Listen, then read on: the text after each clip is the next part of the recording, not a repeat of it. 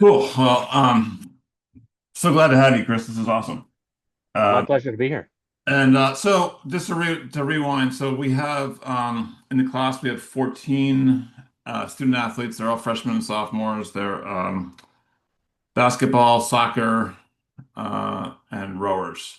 Um, and so that's the audience. And yeah, so I thought I'd start with your athletic background. So what were your sports at Yale? And I know you've told me, but Yeah, so um, Yale, I showed up at Yale playing football and lacrosse.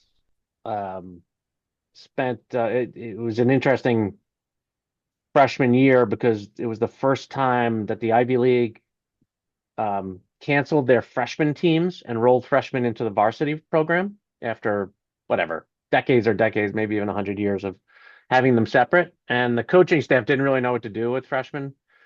So they basically looked at you quick and said, "Are you going to actually play on the varsity team? If not, you're a tackling dummy." So I spent, so I showed up at 160 pounds, soaking wet. I was a wide receiver in high school, and they're like, "You're a defensive back. Now go over to the linebackers, and we're going to pitch the ball to you, and you're going to get tackled." So I did that for 3 months and hated it, as you might imagine. And then went and played lacrosse in the spring and played in every game as a D midi and was like, my future health and sanity are going to be best served by dropping football and just playing lacrosse. So I ended up just playing lacrosse for the next 3 years. Was lucky enough to be a captain my senior year, and back then the NCAA lacrosse tournament only took 12 teams, which is a crazy weird number. And the best we ever finished was 12th in the country, but we were the third best Ivy. The Princeton won, I think, three national championships while I was at Yale. So never quite tasted the tournament, but we had some pretty good teams and certainly had a really good time. that's cool. Yeah, we've had several lacrosse players. I'm not sure exactly why that is, but lacrosse seems a common theme. So what did you take from your athletic experience at Yale over into your business life? Yeah, so I took a lot, and I still take it to this day, right? And we'll talk about it a little bit later, just in terms of now that I'm at a position where I'm hiring people, right? I look for a lot of those same things, which is teamwork, selflessness, right? Confidence without ego. Um, just you have to, I love playing golf, but I wasn't a golfer, so I wasn't sent out by myself to just go shoot the best score you can shoot. Um, or a swimmer where a lot of the times you're basically get in the pool and you just swim as fast as you possibly can, and maybe you're in a relay as part of a team, but a lot of that is just kind of individual performance. um Lacrosse, football, I played soccer and baseball in high school as well. um you have a part to play, right?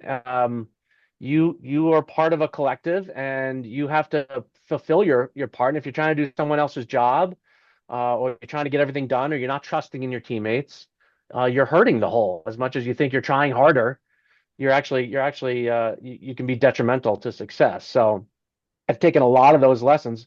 Other lessons are you don't always win. All right, so learn how to deal with failure. I did not. I've never had an undefeated perfect season in my athletic career. I don't know that I ever will. So you have to learn how to like deal with failure and bounce back and be honest with yourself and view. Did I bring everything I needed to bring to the field or to the table or to the desk or to the office? And how can I get better? And how can we get better? And how do we help pick each other up when we're down? And how do we not get too high when we're up? Because there's always another challenge around the corner. So a lot of things that I think sports teaches us is one of the things I'm made sure my kids are involved in sports as well. My two sons love soccer and are pretty darn good players. But I've made them play other sports, and my daughter is a decent little athlete, but she's really hasn't found her thing yet. But we've always made her play because those lessons are important, whether you define yourself as an athlete or not. I think it forces you to kind of live with the results of competition, and that's what life is like after school. Yeah, I see we have a couple of soccer players in a row here today, so that'll resonate. So I'd like to ask a couple like really big picture questions and then go back to a kind of journey. Yeah. So like at this point in your career, what are you most proud of? So I would say I'm, there's good stocks I've picked. There's good managers. There's good sales. I'm not a deal guy, so I can't say like I underwrote Microsoft and look where it is now, right? To me, the things I'm most proud of is hiring young people and mentoring them. And like the probably the best case is a guy I hired basically hoping he would replace me at Boston Private, which was like kind of the first place I got into the financial industry.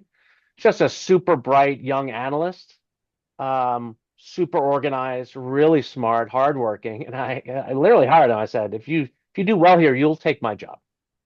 And he did. It was like 5 years later. I basically handed my job over to him and walked out the door and was like, "You're going to do this better than I am. I need the next challenge." And so just getting smart young people, hiring them properly, schooling them up, and then seeing them move on, right? Like just take on new challenges. There's a great young guy here who's worked for me since we hired him away from a large bank, and has since kind of moved into all sorts of new things and is getting exposure throughout the whole firm. And like that's just the most fulfilling thing is just seeing people come along and learn and get some guidance and turn to me when they run into to trouble and just say, Chris, what am I missing here? I thought I was going to get promoted this year and it didn't happen.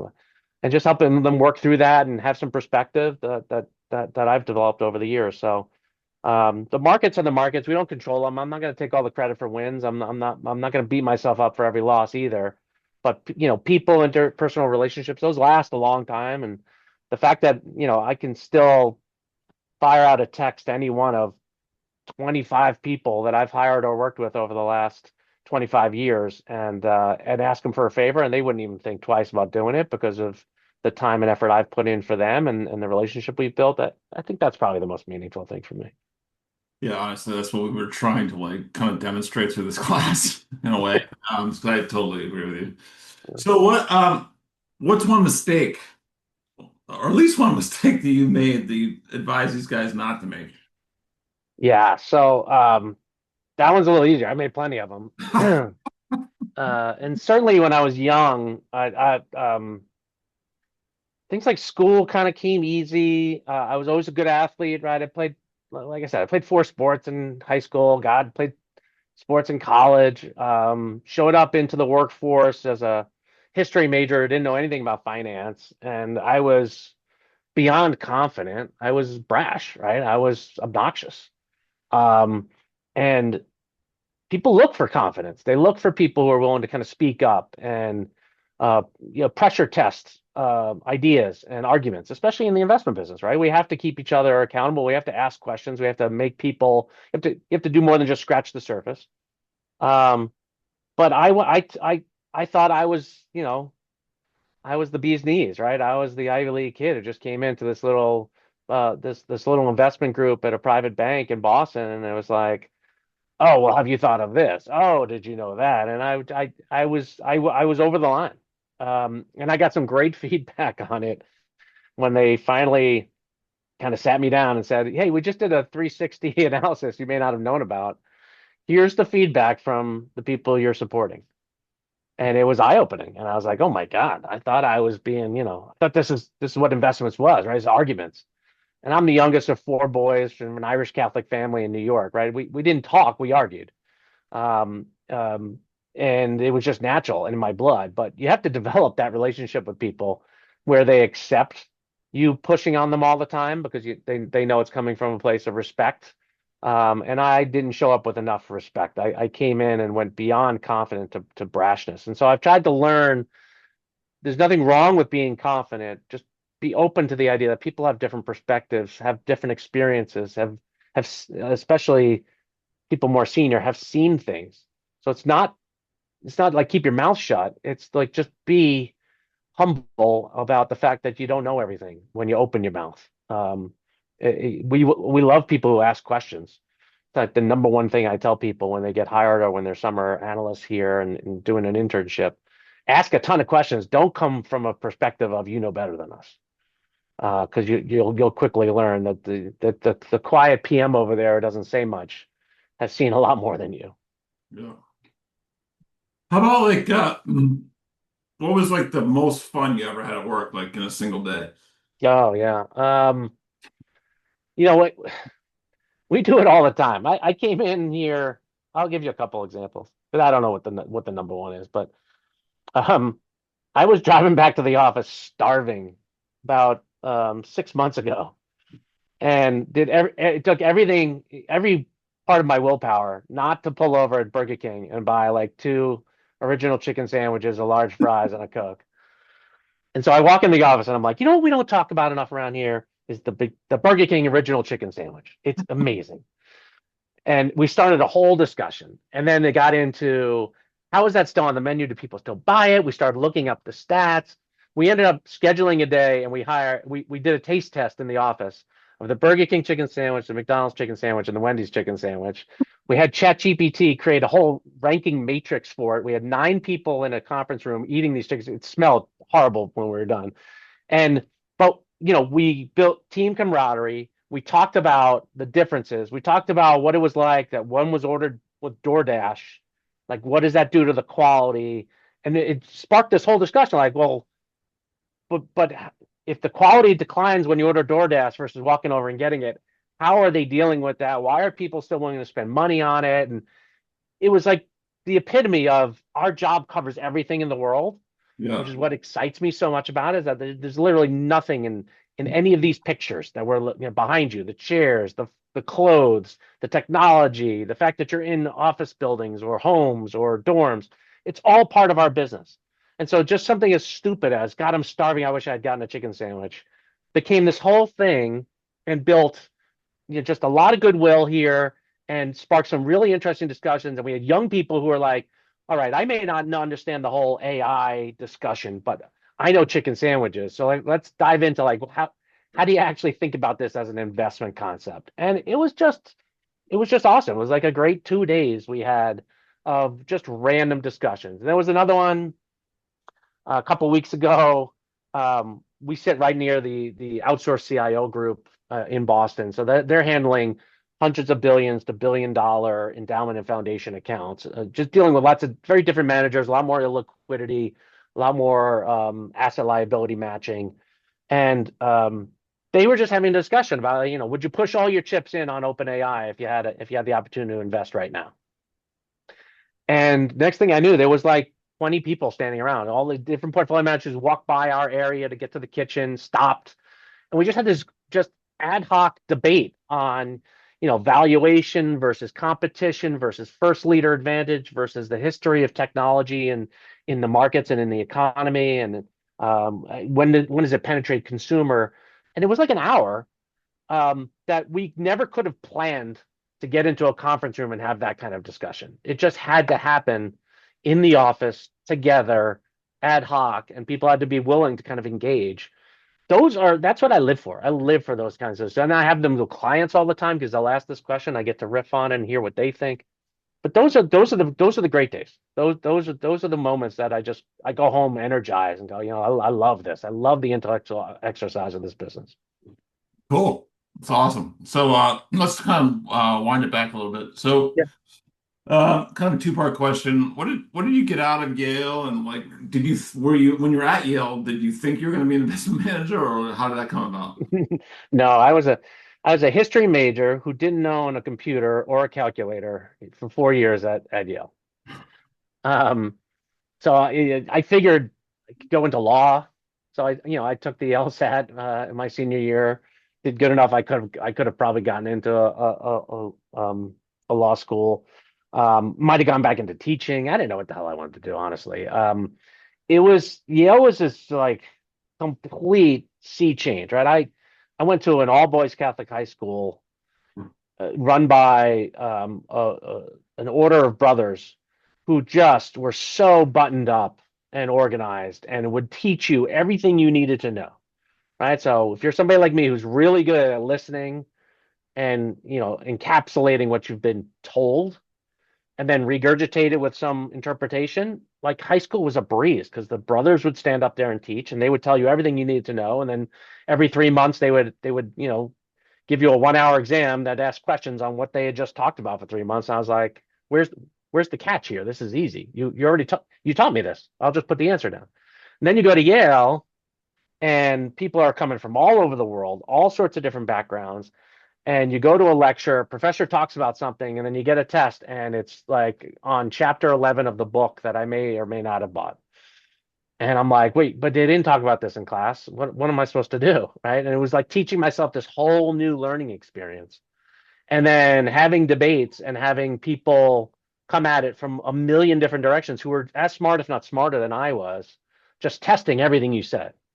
And it was just humbling and invigorating, all at the same time. So the biggest thing I took away from it was just learning it, coming up with a different learning style, right? I was lucky enough to be put into one by my parents that was very, very good for me. But I had to go kind of do something different. I had to get out of kind of a very conservative, very structured, very organized, very, follow the line, do not drift approach to life and go into this just wild west of, you could study just about anything. Your professor may or may not, correlate what they talk about to what you're going to be tested on. And the people around you are not all male, all wearing jackets, all following the rules with good haircuts. Right? There's just like people from all different types of backgrounds. And when you talk to them, if you make an assumption based on how they look, you're going to get smacked down because they're all incredibly smart. And so being a dumb jock from Long Island who thought like you could judge people by, judge a book by its cover, you quickly get disabused of that idea. So it was eye-opening, it was challenging. Um, my roommates and I lived together for 4 years because we just gave it as good as we got it and tested each other constantly, and we're still really close friends. So that's kind of what I took away from it. It wasn't necessarily what I studied. It was the process you go through of having to kind of defend your arguments and realize there's always somebody smarter than you. And so how did you get into the investment business? So I followed a girlfriend to Boston. Um, Now we're getting somewhere. yeah, she still lives in the area somewhere. Um, I ended up just kind of saying, I don't know what I want to do, right? It's like, do I go to law school or, hey, finance seems like a pretty interesting option. Like, what's that all about? I actually went and walked into a Kelly Services temp firm, like with a resume and put it on the desk, and they're like, oh, can we help you? I was like, yeah, I kind of want to feel out, either legal departments or finance firms. And they're like, well, let me see your resume. And they're like, we don't see a lot of Yale graduates come in here with their resume printed out. Like, what do you want to do? I said, well, I might go back to law school, but I don't really know what that's like. I never interned at a law firm. I was basically coaching every summer in college. And if I heard finance is interesting, they'll take liberal arts majors and teach them how to either be salespeople or teach them to finance us. And so spend, hey, I got the summer over the next 6 to 10 weeks, place me with firms, give me 2 to 3 week stints with them. Let me go sniff around and get an idea. So I did. So I worked at the legal department of a paper company, a biotech firm, some other company that's completely forgettable. And then I came back. I was like, okay, I think lawyers are miserable, distrustful. I don't think I want to go to law school. What about the finance side? And they said, well, we've got an opportunity with this bank, but they need somebody for at least a month. I was like, oh, I was hoping for like a week or two, but are they hiring? If I go in there and it works well, are they hiring? And they said, well, let me check. I think so. It seems like they're growing. So they call. Yes, if you'll commit to a month, they won't guarantee they will hire you, but they are hiring and growing, and they'll commit that they're willing to give you an interview if things are working. So that was Boston Private Bank. I left there 11 and a half years later as a senior vice president, portfolio manager, and director of equity research. And they kind of invested in me as somebody that they were willing to teach. And I went in there saying, I'm hungry to learn. I don't know anything about this business. They bought me my HP 12C calculator. They signed me up for the CFA program, and they put me to work. And I, became an equity analyst, and then I eventually became one of the portfolio managers, and I eventually started hiring research analysts to do it well. What I had faked for a couple of years, I actually started to hire people to do it well and handed that off to them. And it was a wonderful, wonderful environment. So we have in common that we both started out as temps. I have a very similar story. So I basically did. I mean, I went to Yale for business school, and I basically did nothing other than temp work before business school. So similar. Yep. While we're there, why don't you explain? I don't think the students know or are familiar with the CFA. What is the CFA all about? Yeah, so that's the Chartered Financial Analyst designation, right? So you've all probably heard of a CPA, right? A certified public accountant, which is, people can do taxes and bookkeepers and such. The CFA is a financial designation run by the CFA Institute that basically puts you through the ringer with three levels of tests. Back when I was taking it, they would all three levels were given on one day a year.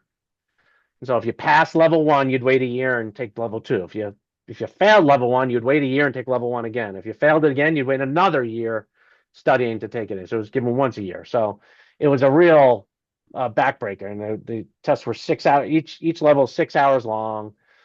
But it covered everything. It was kind of like a mini MBA with a focus on investment management. So it would teach you uh, everything from ethics to economics to security analysis to valuation to accounting, and on and on and on. And that was basically my financial training, right? It was like I would do that self-study at night, and I would come into the office and ask a lot of questions of the portfolio managers on the equity and the fixed income side, and try to apply what I was learning to what clients were going through. And as I got through that, they eventually said, "All right, you've been doing that, you've been picking stocks, now start putting portfolios together like the rest of the team." So that was the CFA program. I highly recommend it. They now are letting people start the CFA program while they're in college, which is interesting. Um, so if any of you are really interested in what that could be, take a look or shoot me a note. Um, and it was my fundamental backdrop for learning how to do securities analysis. And then on the flip side, I spent all day every day working with individual families, right? That I've been in this kind of high net worth individual and family money management part of the business where we're dealing with people who have not just money, but they want to spend it, and they've got family members that they're worried about. Do I leave all this to them or do I not? And how do I leave it to them? And what's going to be left? And how do we pay for college? And I just found a great new car I want to buy. It's $125,000. I need money now. Or I just going to buy my third house. Liquidate half my portfolio. So the experience of being young and studying kind of the theory and then watching the practice of it where clients get involved and theory kind of like gets thrown up against the wall. It was really fascinating. Yeah, just to commiserate. So I took the CFA in the 90s, and all I remember is that the first part was okay. Second part was like the math was like crazy hard. Crazy. I walked out of there and I was like, there is no way I passed that. No way. I don't know how it happened. I honestly have no I know how it happened. But then the I agree. third part was slightly easier. I think it was some more essays and stuff, but it was definitely very, very challenging. So. Yeah, Um, so let's just skip ahead a little bit because we're going to run out of time. sure. So let's just talk about Brown. So what is different and special about Brown Advisors? Yeah, so my first 20 years in this business, I worked for bank-owned trust companies. Right? And bank-owned trust companies give holistic financial services, but they're run by bankers. Right? And banks make money by taking in deposits and making loans. They make the difference on what you get paid versus what you pay the bank. But they're run by people who are constantly thinking about the risk to the bank. Right? That's a good bank CEO is always worried about the risk to the bank, and then they'll make money if they manage that risk properly.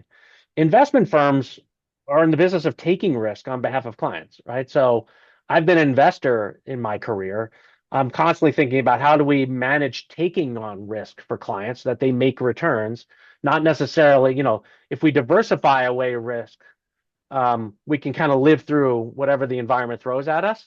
But the idea is to grow. That's what clients are hiring us for. And we have a fee hurdle to get over, all that type of thing. So Brown Advisory is a unique animal that's getting copied a lot now in the marketplace, but I don't think anybody quite does it like us. We're an independent registered investment advisor. So we're not a bank. We're not JP Morgan or Wells Fargo or Morgan Stanley. We are our own independent company, and we kind of spun out of the old Alex Brown, which was an investment bank. And we're very, very widely distributed in our ownership. So every single colleague at Brown Advisory has an equity interest in the business. There's about 1,000 of us right now. So everybody in their first day is granted some sort of equity interest, typically options. Um, and our CEO, who's our largest shareholder, owns about 4% of the company. So more typical for an investment firm would be like a controlling partners who founded the firm, or a family that backstopped the firm might own 40% and kind of be the decision makers, have control of the board, be able to kind of decide, hey, I'm 70 years old. I think it's time for me to retire. The family doesn't want to take over. We're going to sell this. Um, or a couple of partners who originally built the business and remember kind of putting in the sweat equity in the early 80s are like, yeah, it's time to cash out the couple hundred million this is worth. We're going to roll it up into one of these roll up RIA shops backed by private equity. Brown just won't. It's almost impossible for us to do that. We will stay independently owned because it's almost impossible to actually sell us, and we don't want to be sold. We like what being independent means. We like the fact that everyone approaches their day job as an equity owner, and that equity mindset of it's not just about a zero sum game for the bonus pool. A big part of how we all get compensated is stock in this private firm. And so we want the value of this company to grow and grow and grow and compound. So certainly for me, a very significant portion is focusing on the health and growth of the overall firm, not just, hey, if I add a new client, I add more revenue under my name, my compensation goes up. We don't have that situation here. It's much more of a all for one and one for all mentality, and that just changes the culture of the place. I've worked in places where people are constantly battling for credit on the latest sale to make their number to show up at the top of the chart and avoid either the layoffs or be make the cut for a higher bonus payout. And it's so refreshing to work in a place that doesn't fight those petty battles because it's such a waste of energy when there's so much we could be doing for clients. Yeah, I mean, obviously, I'm a client, and like a big reason is because it just shows through everything, like the actual teamwork. Apart from the quality of the people, the quality of the results, and all that, it's just the way that the clients get treated is completely different as well. So, who are your clients all private families, or do you have a broader mandate than that? Yeah, I've got one of the more eclectic groups of clients. There are people here who focus only on kind of the endowment foundation business. There's people here who work with first generation wealth or entrepreneurs. There's people here who work with more family office level size. I've got a little bit of everything. So I've got some clients who might be on the quote unquote smaller side who I've managed since the days of Boston Private. I've got family offices with several $100 million that I work with. I've got endowments and foundations, schools, charitable organizations that I manage, and those are all very, very different animals between people who are trying to make sure they've got all the money they need for their rest of their life to people who are building wealth still and thinking about this is the savings and stewardship portion of their wealth, and they want to leave that to their kids and they want advice around that, to family offices where there's a little bit of everything, but they all are pooled together under an organizational umbrella and getting the benefits of scale out of that, to the endowment and foundation side where there's it's run by committees and people come on and off the committees, but the time horizon is essentially indefinite.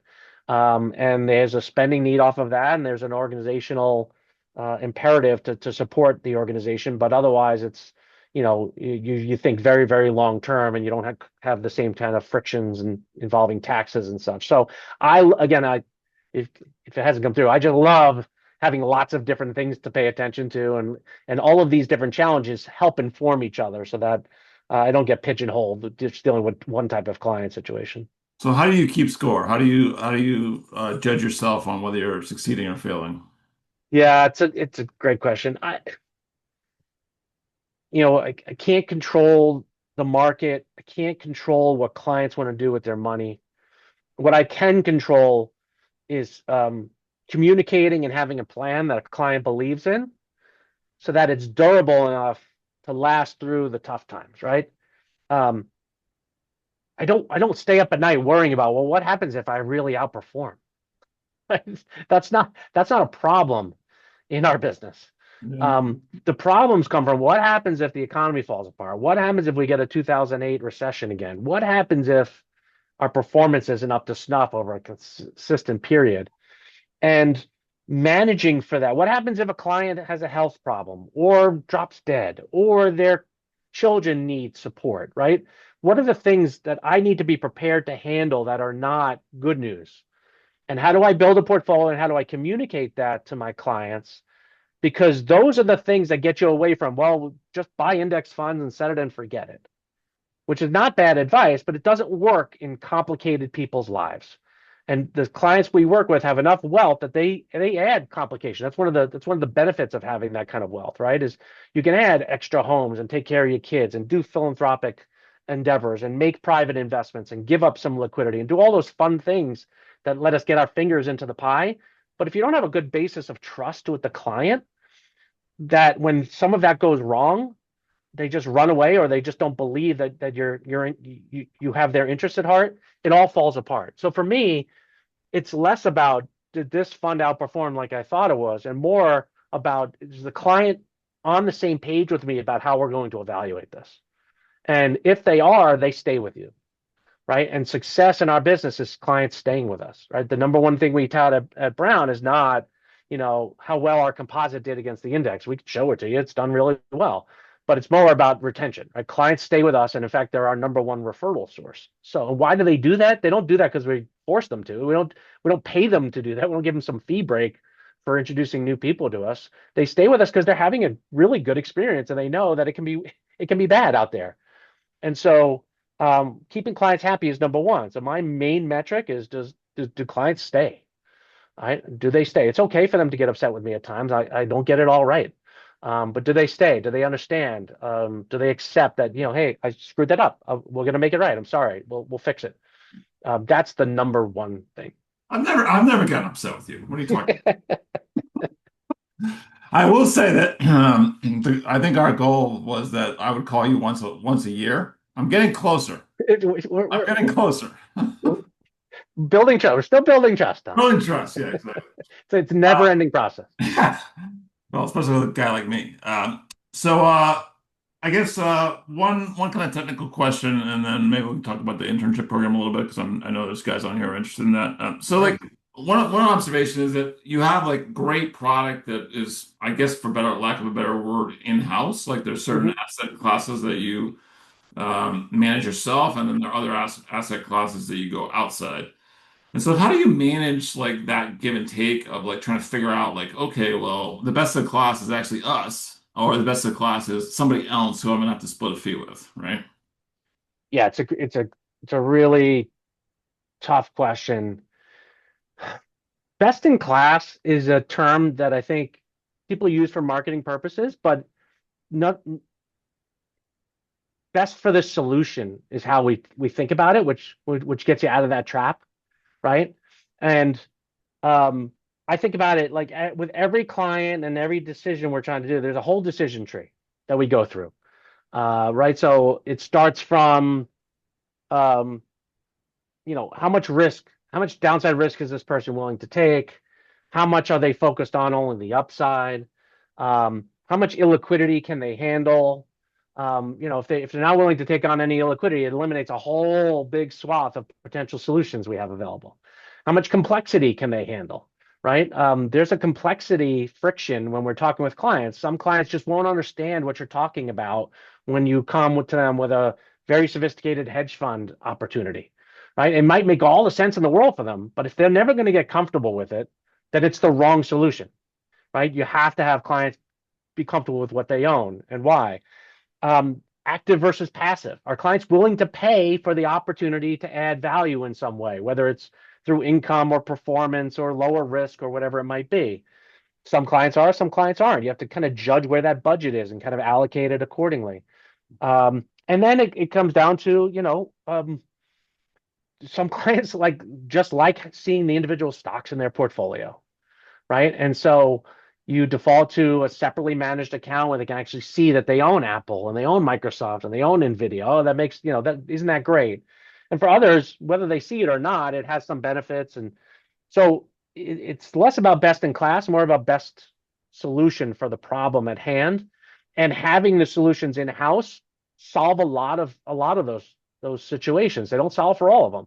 So being able to turn to our equity analysts that we have here at Brown Advisory, any one of the 45, and say, hey, I want some insight into what's going on in food service or energy or semiconductors. That's worth us having alone. Plus, we are able to kind of pass these solutions through to our clients with discounted fees because we're not going to double dip on the fees. So if somebody's fee sensitive about where they're going to take some fees, and I want to use some fees over here for a manager that's really, really good in the emerging markets, I can save some fees here in the US large cap arena where the market's just much more efficient. The opportunity set for outperformance is much smaller, and we can save on fees by using a Brown strategy. It's a really high quality, and I can use fee budget elsewhere in the portfolio. So there's lots of different problems we're solving for. There's no one answer as to why I would choose a Brown product over somebody else's. It's really about the individual client situations. It's nice though to have those options in the toolkit. Yeah. Okay, we're officially out of time, so maybe just like a minute or two about the internship program, what kinds of attributes you look for, and just kind of quick overview of how it works. Yeah, so it's four things I ask every single person who's interviewing for our internship program. One, how do you manage communicating? Right? Give me examples of kind of where you've had to communicate with multiple stakeholders. Two, give me an example of you being intellectually curious. Right? There's just too much to learn in this business for people who don't ask questions. Do you have a team mentality? Explain that to me. Show me that in action. And then what is your organizational framework for getting things done? It's amazing how many people just don't use some sort of lists or task monitor. They're like, oh, I just keep it in my head. And it's like, no, it's not going to work when you get into the professional world. It's like, show me you got a big spreadsheet or you use task, some sort of Evernote task app. And then applications are in the fall after your uh, sophomore year. So you apply when you're a rising. No, I'm sorry. You apply when you're a rising senior. No, you apply when you're a rising junior. Sorry, for the next summer. So that's coming up this fall for people who are going into their junior year.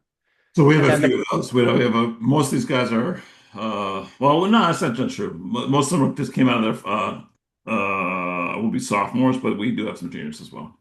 and you do the application, send in your resume. We interview a couple of hundred for maybe 30 spots. That'll be between Baltimore, New York, Boston. Sometimes we'll do DC as well. Um, and then if you get in, you spend 9 to 10 weeks right before your senior year. That summer, between Baltimore and whatever office you're placed in, working on projects across multi-disciplines. And we treat it as a 10-week job interview. We want to give a job offer to every single one of the summer analysts. We don't typically, but we want to. So if they're up to snuff, we figure out, what's the best match between a possible job at Brown, possible location at Brown, and we make a bunch of job offers. And then if they accept, which those typically go out like September, you get to spend your senior year with a job in your pocket, and so long as you follow through on expectations, you got a job waiting for you in June right after you graduate. And that's a big feeder for us into this organization. The three people who are joint heads of our Baltimore office, which is our largest office, we're all former summer analysts. Wow, Uh, cool. All right, let's get a couple questions, then I get a couple final questions I'd like to ask, and we'll be done. Yeah. So there's a couple of things you have to kind of learn to do, right? One is don't just tell clients what you think they want to hear, right? And even more than that, push back on them respectfully with a level of expertise, right? Don't just always look for something to push back on people for, or you don't just want to be obstinate, but find a thing that you can show them that you're willing to have a peer level expert to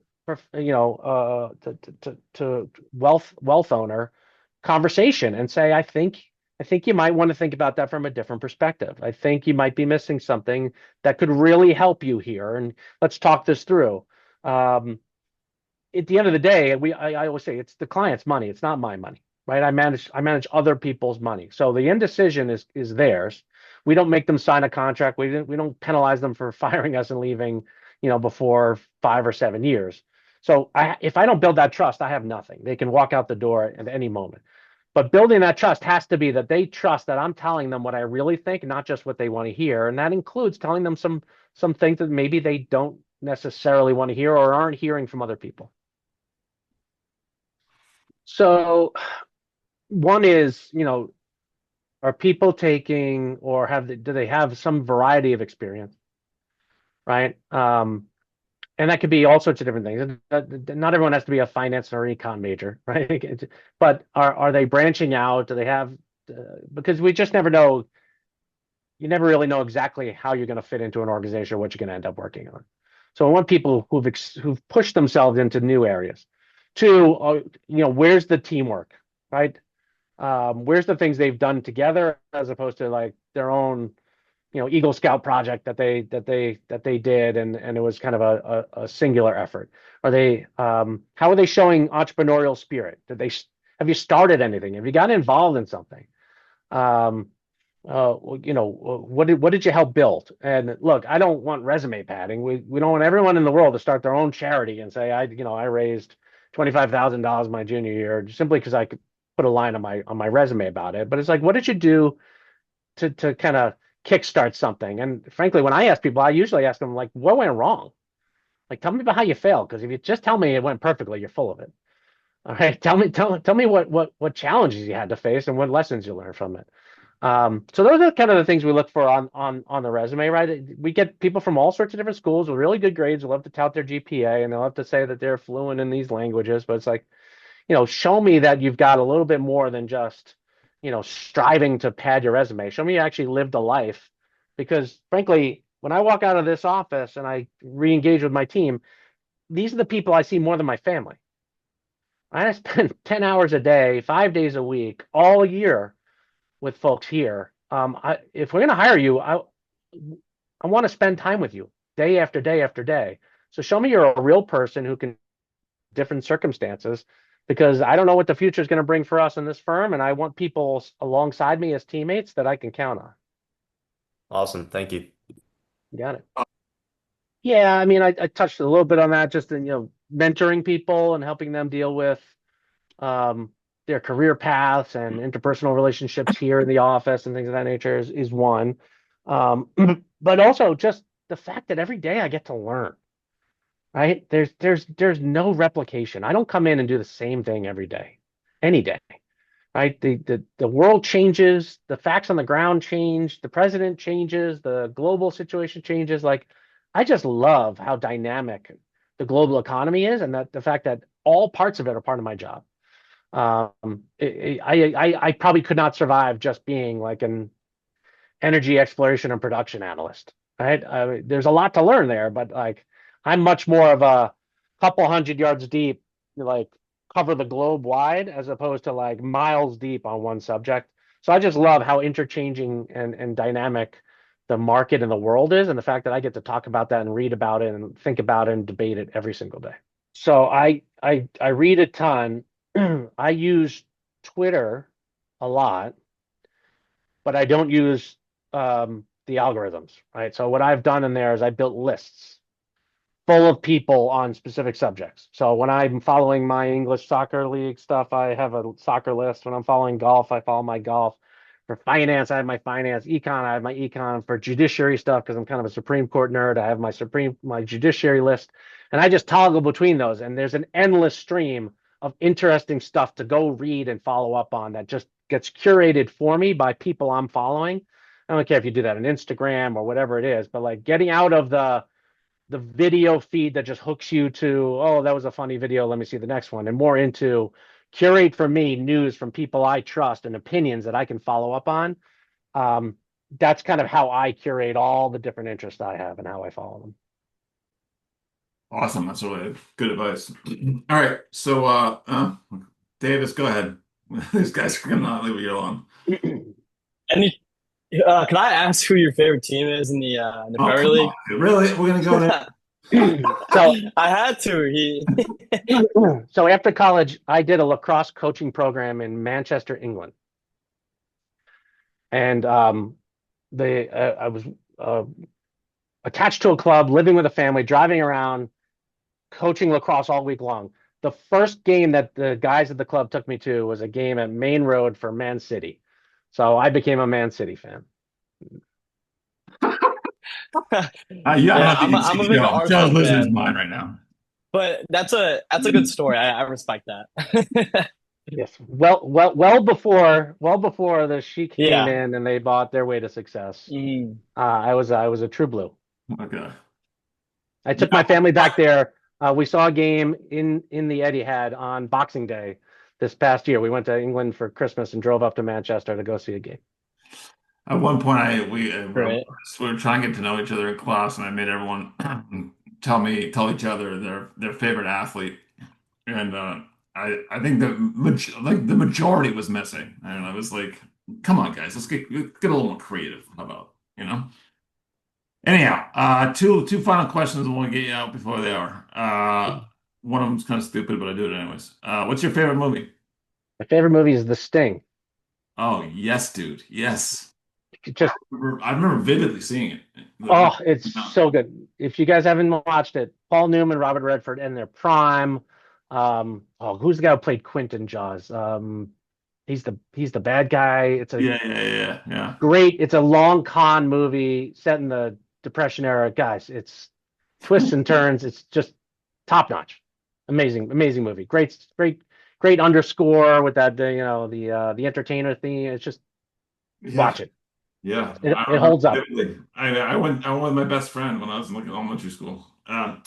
Okay. So if you wanted these guys to remember one word, leave them with one word. What would the word be? My theme for this year is grace. Oh, nice. I like that. Just understand that people have a lot of stuff going on in their lives. It's easy to be quickly judgmental and somebody doesn't hold up their end of the bargain or reacts badly. Just show grace. You don't know where they're coming from, what they're dealing with. It's not easy, but if you just keep reminding yourself of it, I think you can have more meaningful relationships. Cool. This is awesome, man. Thank you so much for doing this. I really, really enjoyed it and appreciated it. So, Me too. all right. I appreciate you asking. All right, man. Talk to you soon. All right, take care. Bye.